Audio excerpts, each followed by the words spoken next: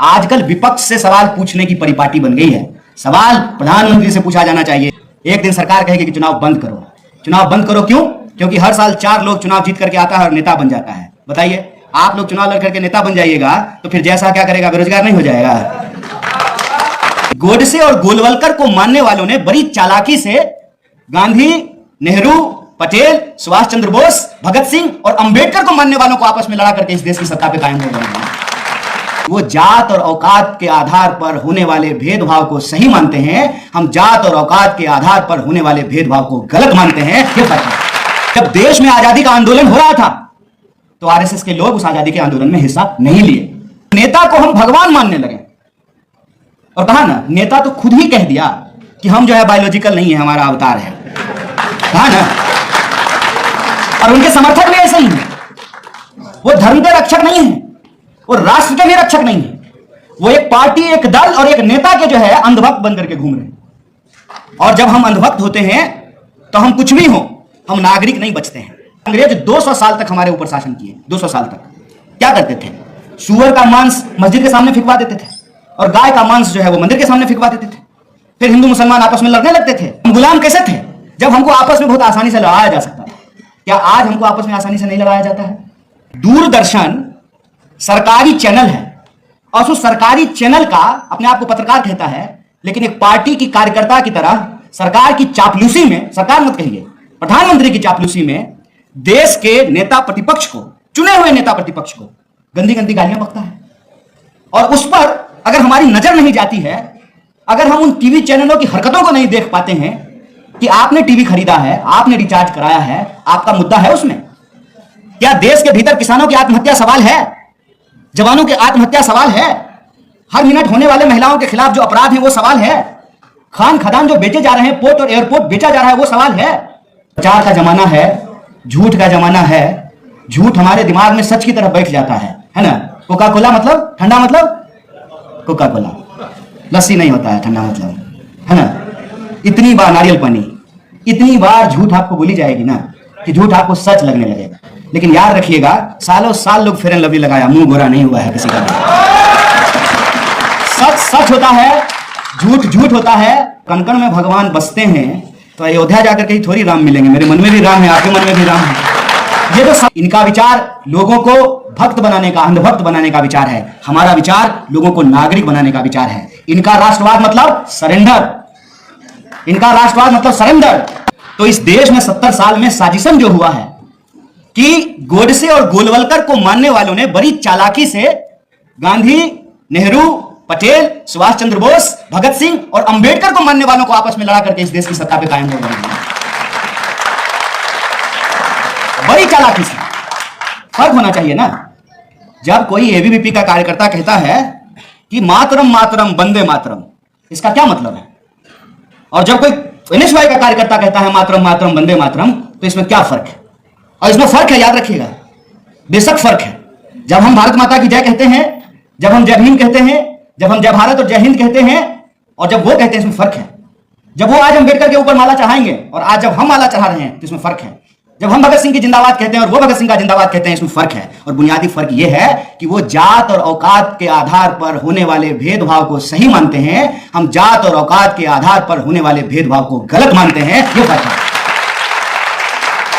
इसीलिए जब देश में आजादी का आंदोलन हो रहा था तो आरएसएस के लोग उस आजादी के आंदोलन में हिस्सा नहीं लिए।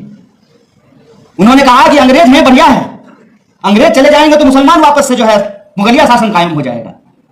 और गांधी ने कहा कि नहीं, अंग्रेज जाएंगे और हमारा स्वराज बनेगा, पूर्ण स्वराज मिलेगा और भारत में पैदा होने वाले लोग ही भारत के लोगों की सेवा करेंगे और राजनीति शासन की विषय वस्तु नहीं होगी, सेवा का, संकल्प का और संघर्ष की विषय वस्तु होगी। और संघर्ष जब कहते हैं तो संघर्ष रोज होने वाली चीज है। ऐसा नहीं कि एक दिन हो गया, लाइफ टाइम रिचार्ज नहीं होता है संघर्ष का। संघर्ष रोज करना पड़ेगा। अपने संगठन के भीतर भी संघर्ष करना पड़ेगा और अपने संगठन के भीतर यह संघर्ष करना पड़ेगा कि खाली हम लोग वोट ही देंगे, कि खाली हम लोग जो है यहां आकर के हमेशा दर्शक दीर्घा में ही रहेंगे, कि कभी हम भी मंच पे आकर के भाषण दे सकते हैं। ये उम्मीद जिस दिन मर जाएगी उस दिन लोकतंत्र कायम नहीं रहेगा। इसीलिए डॉक्टर भीमराव अंबेडकर ने कहा कि जब नेता को हम भगवान मानने लगे, और कहा ना, नेता तो खुद ही कह दिया कि हम जो है बायोलॉजिकल नहीं है, हमारा अवतार है। कहा ना। और उनके समर्थक भी ऐसे ही हैं।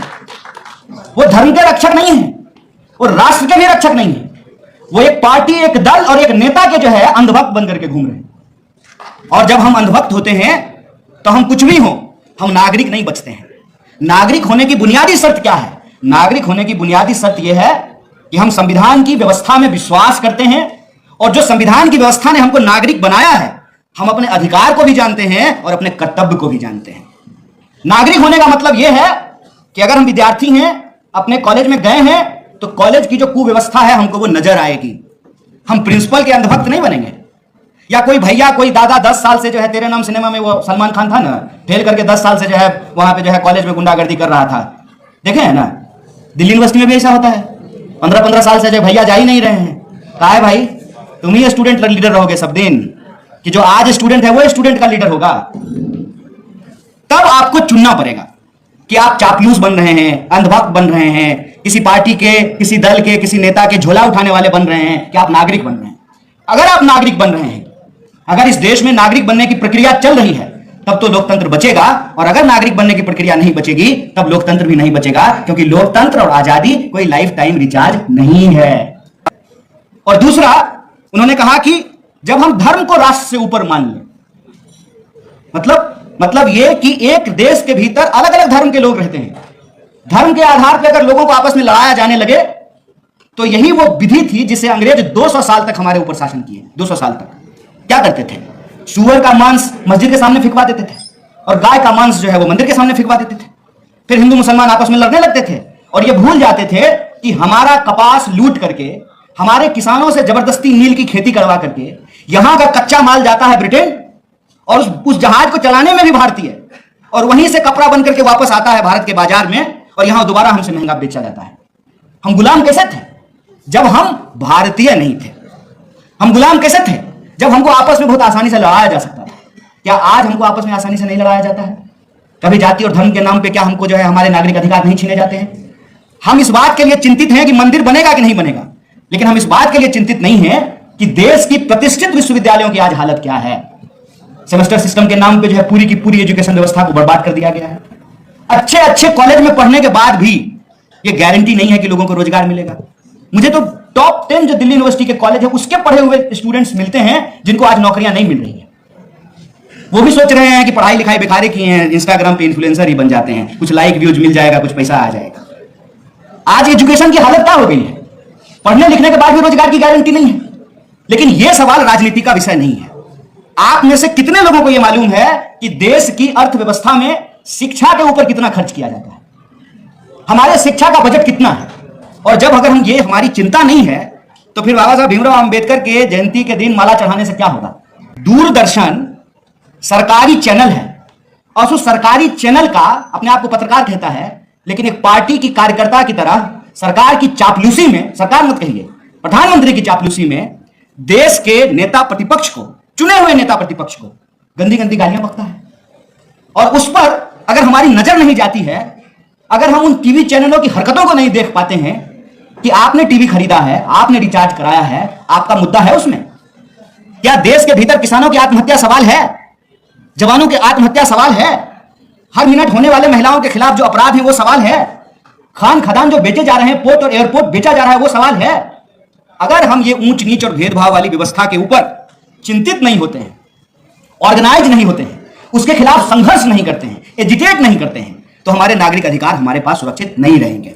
और हमारे नागरिक अधिकार अगर हमारे पास सुरक्षित नहीं रहेंगे, तो अभी वोट देने का अधिकार है, चुनाव लड़ने का भी अधिकार है।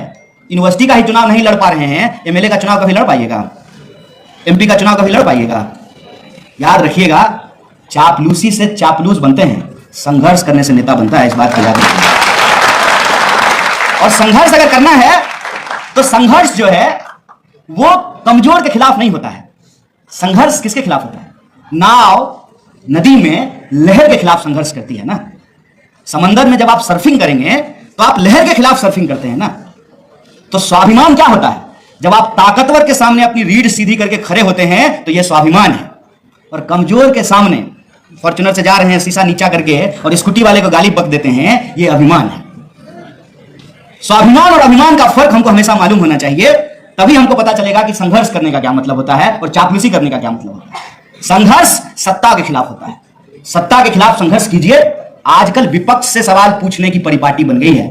सवाल प्रधानमंत्री से पूछा जाना चाहिए, मंत्री से पूछा जाना चाहिए, वाइस चांसलर से पूछा जाना चाहिए, प्रिंसिपल से पूछा जाना चाहिए। सवाल दरोगा एसएचओ से पूछिए, एसपी से पूछिए, आईजी से पूछिए। सवाल उन लोगों से पूछिए जो चोरी बेईमानी करके महल खड़ा कर लिए हैं, उनसे सवाल पूछिए। जब सवाल पूछेंगे, उसके खिलाफ संघर्ष करेंगे, तब आप जनता के नेता बनेंगे। पहले आप नागरिक होंगे, तब आप नागरिकों का नेतृत्व कर सकते हैं। और इस देश में नागरिकता को बचाए बिना लोकतंत्र को बचा करके रखना संभव नहीं है। और लोकतंत्र यदि नहीं बचेगा, संविधान यदि नहीं बचेगा, तो हमको जो अधिकार मिले हुए हैं, ये अधिकार भी हमारे पास नहीं बचेगा। आपको वोट देने का अधिकार, चुनाव लड़ने का अधिकार था। आप वोट तो दे पा रहे हैं, लेकिन चुनाव नहीं लड़ पा रहे हैं। यही व्यवस्था कायम रही तो वोट देने का अधिकार भी एक दिन आपसे छीन लिया जाएगा। अभी पैसा लेकर के जो लोग वोट दे रहे हैं, कॉलेज के बाहर बस लगा देता है और भाई बैठ करके सिनेमा देखने चले जाते हैं। एक दिन सरकार कहेगी कि चुनाव बंद करो। चुनाव बंद करो क्यों? क्योंकि हर साल 4 लोग चुनाव जीत करके आता है और नेता बन जाता है। बताइए, आप लोग चुनाव लड़ करके नेता बन जाइएगा तो फिर जैसा क्या करेगा? बेरोजगार नहीं हो जाएगा? अपने लोकतांत्रिक मूल्यों को समझना जरूरी है, अपने नागरिक अधिकारों को समझना जरूरी है, और हमारी विचारधारा क्या है इसको समझना जरूरी है। और हमारे साथ सबसे बड़ी साजिश यह है कि हम सोचे नहीं, सवाल नहीं करें। इसीलिए बचपन से ही हमको कुछ दिखाया जाने लगता है। जैसे उस बच्चे को दिखाया जा रहा है छोटा भीम, लेकिन नहीं बताया जा रहा है क्या मतलब होता है जय भीम का। जब कॉलेज आते हैं तो जब कोई रैली होती है, कोई जलसा होता है और नारा लगता है ब्राह्मणवाद मुर्दाबाद, पूंजीवाद हो बर्बाद, तो इसका मतलब समझ में नहीं आता है। और तीसरा का जमाना है, झूठ का जमाना है। झूठ हमारे दिमाग में सच की तरह बैठ जाता है ना। कोका कोला मतलब ठंडा, मतलब कोका कोला, लस्सी नहीं होता है ठंडा मतलब, है ना। इतनी बार नारियल पानी, इतनी बार झूठ आपको बोली जाएगी ना कि झूठ आपको सच लगने लगेगा। लेकिन याद रखिएगा, सालों साल लोग फेयर एंड लवली लगाया, मुंह गोरा नहीं हुआ है किसी का। सच सच होता है, झूठ झूठ होता है। और सच यही है कि गांधी, नेहरू, अंबेडकर, भगत सिंह, बिरसा, बुद्ध, चारवाक, ये एक परंपरा है जो इस देश में चलती आ रही है। जिस परंपरा में कबीर कहते हैं, कांकर पाथर छाड़ के माजिद लियो बनाए, तापर मुल्ला बांग दे बहरो भयो खुदाए। वही कबीर कहते हैं, पाथर पूजे हरी मिले तो मैं पूजूं पहाड़। ये पत्थर पूजने से अगर हरी मिलते मैं पहाड़ पूज देता हूं। और हमारे यहां भी जो है कवि हुए, ये कहते थे कि यत्र विष्णु तत्र विष्णु, सर्वत्र विष्णु है। तो तुम हमको क्यों कह रहे हो कि उधर ही देख करके जो है पूजा अर्चना करो? जब कण कण में भगवान बसते हैं तो अयोध्या जाकर के ही थोड़ी राम मिलेंगे। मेरे मन में भी राम है, आपके मन में भी राम है। ये जो सवाल है, जो प्रश्न है, ये प्रश्न इस देश की हकीकत है। ये 5000 साल का इतिहास है। और इस 5000 साल के इतिहास में रजिया भी हैं, लक्ष्मीबाई भी हैं। इस 5000 साल के इतिहास में अगर अन्याय है तो उस अन्याय के खिलाफ न्याय की उत्कंठा और आकांक्षा से लड़ने का संघर्ष का भी इतिहास है। इस देश में अगर 200 साल के अंग्रेजों की गुलामी है तो उस गुलामी के खिलाफ आजादी का आंदोलन भी है। इस देश में आज अगर लोगों को बेवकूफ बनाने का कार्यक्रम चल रहा है तो उस बेवकूफी से लोगों को बाहर निकालने का भी एक प्रयास और एक प्रयत्न जो है वो हो रहा है। कि आज कांग्रेस पार्टी की सबसे बड़ी जिम्मेवारी यह है कि गोडसे और गोलवलकर को मानने वालों ने साजिश की तहत गांधी, नेहरू, पटेल, सुभाष चंद्र बोस और भगत सिंह और अंबेडकर, इनको आपस में लड़ाया है। हमको इनके विचारों पर चलना है और इनका विचार समता मूलक विचार है, जो जात और औकात के आधार पर इंसान के साथ कोई भेदभाव नहीं करता है। इनका विचार लोगों को भक्त बनाने का, अंधभक्त बनाने का विचार है। हमारा विचार लोगों को नागरिक बनाने का विचार है। इनका राष्ट्रवाद मतलब सरेंडर, इनका राष्ट्रवाद मतलब सरेंडर, और हमारा राष्ट्रवाद मतलब कि हंसते हंसते फांसी के फंदे पे झूल जाएंगे लेकिन माफी नहीं मांगेंगे, अपने आत्मसम्मान को